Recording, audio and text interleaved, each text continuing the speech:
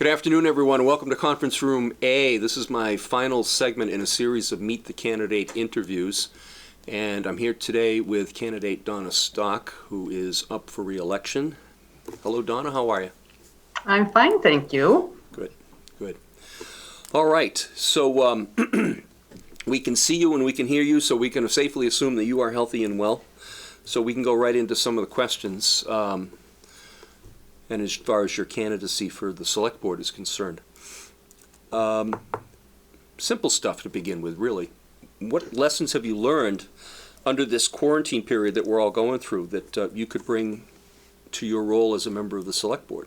Any life lessons? Couple things. At the university, we've been talking about online education for a number of years now, but there was always a concern about it's just too big of a problem. We can't do it, or we can't figure out how to do it. And then in a matter of 2 weeks, we had to be up and running and offered 900 classes online for people who had never been in a Zoom platform whatsoever. And I'm talking some faculty. And one of the things they did was to pair up somebody who was very experienced with somebody who had no experience and help them set it up in their, remotely. And we've delivered. So I've also been a representative on our CERT team at the school.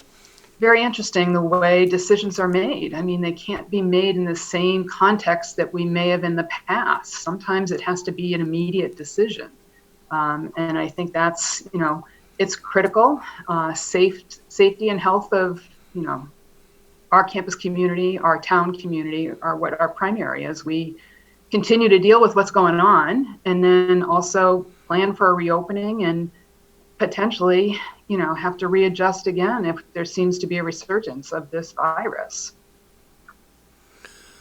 So for those of us that are still working, myself and you included, our lives really haven't changed that much. I'm assuming your life hasn't changed very much. You wear a mask to go out to the store, but you're still commuting back and forth, or are you staying home every day? We went remote on March 23rd, okay. And the entire campus community closed down. Okay. Only emergency personnel were allowed back on the campus. And actually it's going to be a phased reopening. Our research activities are going to go first, and then we're one of the last divisions likely to go on. So we're looking at a remote working environment for probably the next few months. Let's see. When you've talked to voters in town recently, what are two of the major concerns that they have about the town in general? Events on the horizon, things that they are for or dead set against? So I'd say they're the same two that there's actually probably three that were expressed to me when I was running last fall. I was going door to door then. I had a lot of opportunities to meet in people's homes and get out there and listen to people's concerns. That environment isn't possible this time around. People don't, I'm not going to put myself in a position of knocking on somebody's door. But so those priorities are the override, obviously. I voted against it, but I have said publicly that I'm obviously a proponent of the schools. I served on the school committee for 10 years, so I know the value of a good education. I know what it does for a community, that we want to have, the best education we can possibly offer. And I also am a public advocate of, public safety too. I read the fire department report, all the way through and agreed, the time is coming where we have to go to a full-time department. And that means some changes in the personnel and hiring chiefs, et cetera. So those are two of the things, as I said, I advocate. But the override, the timing for me has been my point that I say it's not the right time. Number one, because of this pandemic. I think everybody knows of somebody who has been tested positive. I have had some friends who have lost parents. We know people who have lost jobs, benefits. They've got tuition bills for college coming up. They've got, all kinds of things. Their kids' lives are turned upside down. Their parents' lives are turned in their own lives. So it's just an uncertainty in the world right now that we've never experienced before. So I said, under these unprecedented circumstances, I don't think it's the right time for us to push an override for the tax consequences. The other reason I'm saying that is because the last time, and most times when we have a controversial or a major issue in our community, we have public forums. We have them in the high school where you have an open Q&A sessions. We go to schools if it's necessary. We go to the senior center. We just allow the elected registered voters to ask questions and to really understand what it is they're voting for. And I'm not certain, I know we haven't had that same opportunity this time around. And, it's important. People aren't just going to click a yes or a no. Certain people have formed their opinions, but we still don't have the same level of education across our community that we've had in the past. And for those reasons, I just say, let's wait. We were able to provide what the school needs for next year. And Tim has been a strong advocate for the schools in all the years that he's been town administrator. He had found ways to cut our budget on the town side, but also find some other sources of income that were coming in that could be directed to the schools. So we were very, very close. I think we were down to one position being eliminated. Does that address this for the long term? No, it doesn't, and I recognize that. But I do think that we could continue to offer what we've been offering without major cuts for the current year, and then look and see where we are for the future. Okay. It's safe to assume that you run into supporters more frequently than people that are less inclined to vote for you. Do you get the opportunity to talk to people do you get the opportunity to sway the people who may not be inclined to vote for you? So I also realized I didn't give you 2 examples in the last one. I only gave you the override. The other one is the marijuana expansion. That was marijuana as it was evolving was a concern during the campaign.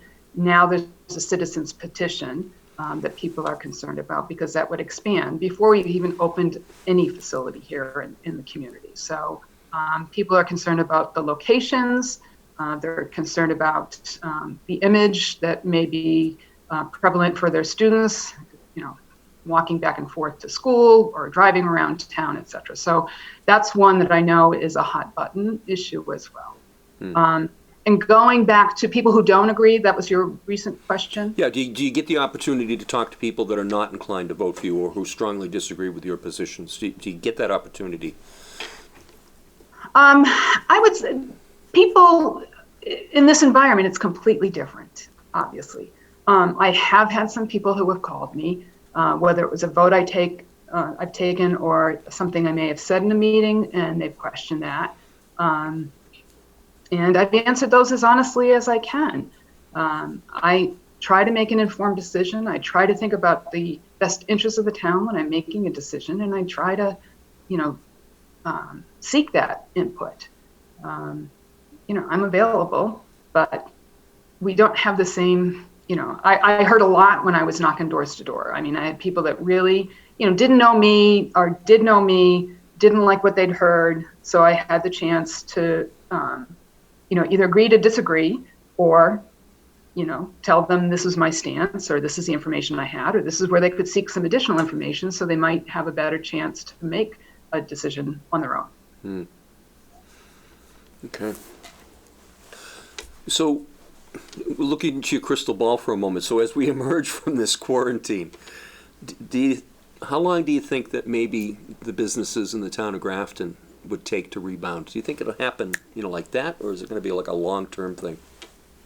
One of my things last fall was about shop local, what we could do for our, the small businesses that we have in our town that make us a unique, characteristics that we have for people who pass through or as well as people who take advantage of what's here. I'm concerned that some aren't going to be able to reopen. I think the longer this goes along, the hits that they've had to take in the meantime, There has been supports, but I don't know whether or not it's going to allow them to continue to do business as usual, and that's a shame.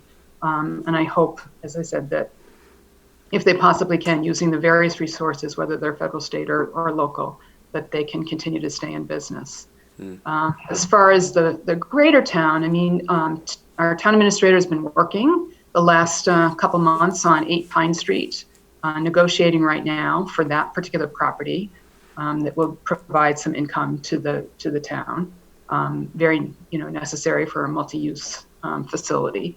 And there's 7 other properties too that we're actively promoting. I've seen some good output. I've seen the Grafton Advantage video. I've seen the fact sheets that we have that promote the advantages of being here in Grafton. We've got access to the train. Our price point isn't as high as it is somewhere else along 495 or the Mass Pike. We've got a good school system. We've got a lot here to attract people. So I know that our team continues to do what they can to promote any economic development that they can. It's what we need. Do you think the role of the economic development coordinator might change a little bit in the future? Not only trying to attract new business to the town of Grafton, but maybe supporting the existing ones or the businesses that survive this crisis? Yeah, I would think that's a key component of what they do. It's we are not a highly commercialized tax base here, unlike some of our neighbors. However, what did I learn? In the last 3 years, we've had the highest commercial industrial property increase in our town's history. So there has been some activity, and that's the good activity that we need. Centec Park, the Science Park, the collaborations that we have with other Worcester regional or area organizations is all going to be helpful. And I hope the economic development coordinator is will be, I know, instrumental in all of that.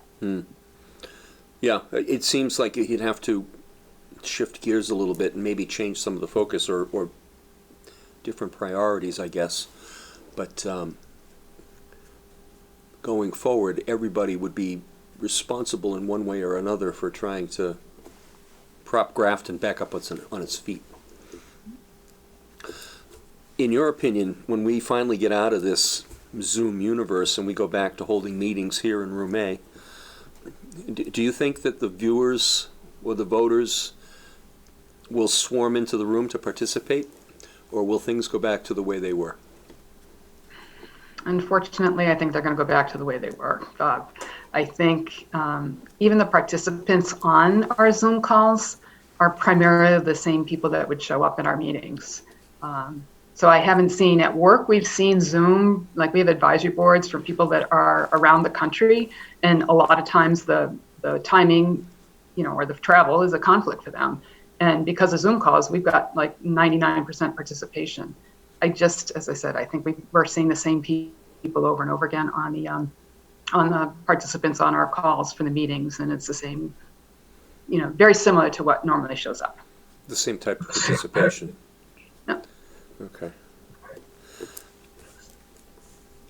The last time that you and I chatted upstairs when you were running for select board, you mentioned the idea of a select board playbook, and it fascinated me. So, how have you done on the playbook?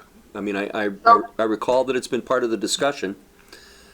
How's it gone? So we did put it on an agenda item a couple times ago, and it's a resource. So it's a handbook. It was produced by Mass Municipal Association. It's widely used by select boards across the state. The language doesn't differ from edition to edition for the town. There are some things that they may have put in that are pertinent to their particular communities, but as a new member, I would have liked to have had that, just as a reference, and I can use it as a reference right now too. So I think it's general information that deals with how we do business. and gives people an outline. The other thing is, for this upcoming meeting tomorrow night, I submitted an agenda item for some policies to be discussed. I used the school committee last year for my example of the training that we were required to get from the state when we were elected school committee members, and how it was like a day and a half, or you could do it periodically, but you had to complete the coursework. And everybody in the state, every school committee member in the state had the exact same information, and it didn't change. It was a handbook that you got. Mm-hmm. And our school committee in Grafton has their own policies on the type of, open meeting, executive sessions, lengths of meetings, posting of meetings, organizational structure, etc. So I mirrored the one that I submitted to align with what the school committee is already working with. And then I added another one, which is a social media policy, which is something that I think is drastically needed. And same thing, I mirrored it after another community's. And I think it's a good policy for us to discuss, debate, make certain that we have all the information that we need. I did put in Mass General Law sightings when I knew them, but I wasn't able to do them all. And I'm hoping that our legal counsel or somebody else can do that research. But, one of the things, Bob, you've been there too. We had a meeting that went till 12:15 in the morning. And that's just not the time to legislate. It's not the time. I was done, as I think anybody who's trying to watch would be too. So I would like to recommend that, we say our meetings are going to last for whatever number of hours, 2 or 3 hours, and then we have to have a vote, and the group has to decide whether or not we're going to continue. And same thing, we do this at faculty meetings on campus. So each time they hit a different time period, they have to put it out. Somebody motions to continue the meeting, and then there's a vote. So I'd like to see that, because it's just, as I said, I'd rather recess and continue on another evening, which we could do, or just hold it over for the next meeting. It's just, it's exhausting, to tell you the truth. Right. That one in particular, and the people that were with us to the bitter end were probably exhausted too. Yeah, they deserve a medal. So correct me if I'm wrong, but doesn't planning board have that type of function where they vote to go on past a certain hour? Probably. Okay. I mean, it's fairly common, and I think we should adopt it as well. Okay. And eventually, I'd like to see policies that apply to all committees. I started with the select board, but there's no reason why we all can't conduct business in the same manner if you're appointed or elected. There's certain, and these are guidelines, but let's put some standards in, procedures in, whatever it might be, to help guide anybody that serves in any of these capacities. So there's no mandate for select board members across the state to go to any specified training like school committee does? Okay. None. And then the town has a social media policy. Does that social media policy govern or guide the select board? No. Okay. So. All right. That's one of the things that I'd like to have up for discussion. I won't legislate on Facebook. I'm sorry, that's just not the way we do it. Okay. What have you experienced on the select board that surprised you the most?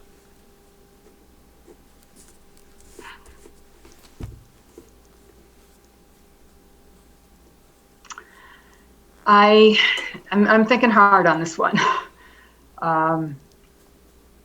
Probably the fact that we are not working in the best interests of the town.